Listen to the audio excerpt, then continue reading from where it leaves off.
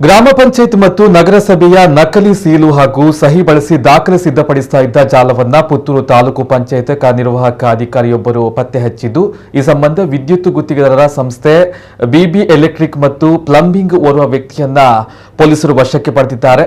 ಕೊಟ್ಟಿಪ್ಪಾಡಿ ನಿವಾಸಿ ವಿಶ್ವನಾಥ ಎಂಬಾತ ನಕಲಿ ಸೀಲು ಹಾಗೂ ಸಹಿಯನ್ನ ಬಳಸಿ ದಾಖಲೆ ಸಿದ್ಧಪಡಿಸ್ತಾ ಇದ್ದ ದಂಧೆಯನ್ನು ನಡೆಸ್ತಾ ಇದ್ದಂತಹ ವ್ಯಕ್ತಿ. ಈತ ನಗರಸಭೆಯ ನಿರಾಕ್ಷೇಪಣಾ ಪತ್ರ, ತೆರಿಗೆ ರಶೀದಿ, ಪುತ್ತೂರು, ಕಡಬ, ಸುಳ್ಯ, ಬಂಟ್ವಾಳ ತಾಲೂಕುಗಳ ಕೆಲವು ಗ್ರಾಮ ಪಂಚಾಯತ್ಗಳ ನಕಲಿ ದಾಖಲೆಗಳನ್ನು ಸಿದ್ಧಪಡಿಸ್ತಾ ಇದ್ದ ಎಂದು ಆರೋಪವನ್ನ ಮಾಡಲಾಗಿದೆ.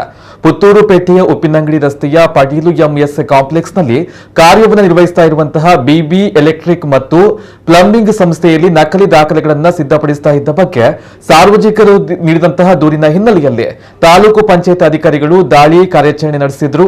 ದಾಳಿಯ ಸಂದರ್ಭದಲ್ಲಿ ಪೌರಾಯುಕ್ತರು ಮತ್ತು ಪಂಚಾಯತ್ ಅಭಿವೃದ್ಧಿಯ ಅಧಿಕಾರಿಯ ಸೀಲುಗಳು ಪತ್ತೆಯಾಗಿವೆ.